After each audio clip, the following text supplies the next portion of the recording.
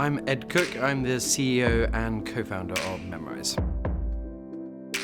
Memrise is a language learning app, and it combines a bunch of interesting techniques for learning into a very gamified experience. So it basically makes learning any language joyful and entertaining. Today we are here at Google for a design sprint with Memrise. We're going to focus on exploring a hands-free, eyes-free, heads-up experience for their language learning app. A Google Design Sprint is a tool for answering a critical business question through design, prototyping, and testing with users.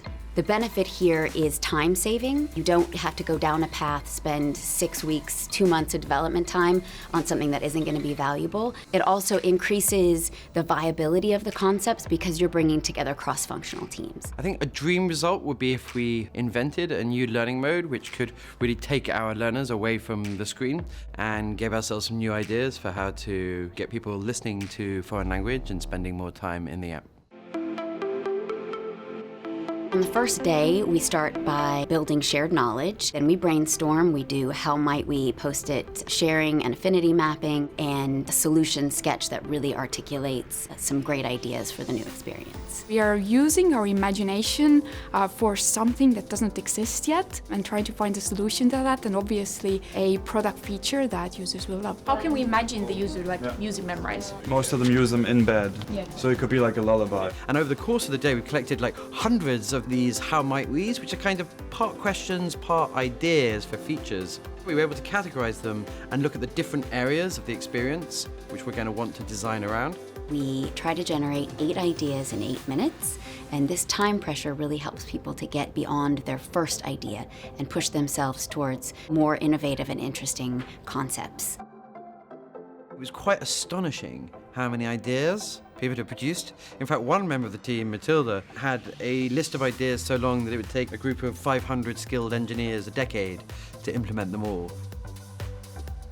Day 2 starts with a presentation and review of the solution sketch. We follow that with a discussion about assumptions and sprint questions, what we want to have answered in the validation phase. So for instance, we had lots of questions around the interaction design, around how we make the experience as charming and fun as the in-app experience is in Memrise. So that maybe if you're in the tube, it doesn't sound so weird because it feels like you're talking to someone. Like, hold up for a sec. There might be a cooking mode, for example, and you say, "Can you help me cook Italian?" And then once we've listed out what the prioritized questions are that we have, we will do a voting session. We ask them to select the features or the pieces of the concepts that they're really interested in trying out and testing.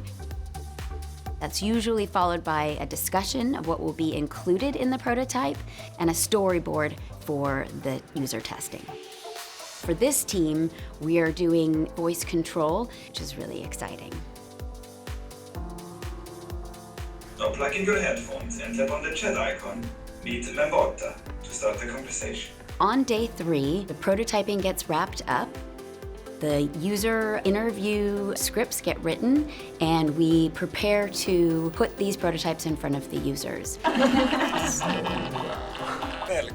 to your first Italian speaking practice session. And this is really the part of the sprint where we see the most value for teams because they are really able to get answers and validation to their sprint questions that they're working with.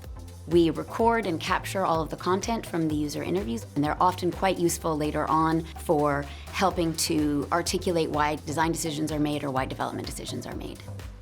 There's so much goodness that came out of this design sprint. We also learned that one of the ideas is very much something that we could turn into a product feature almost immediately. I think it was an amazing experience for everyone. And more excitingly, I think we've learned enough about the hands-free mode to see what it can't do and what it can do.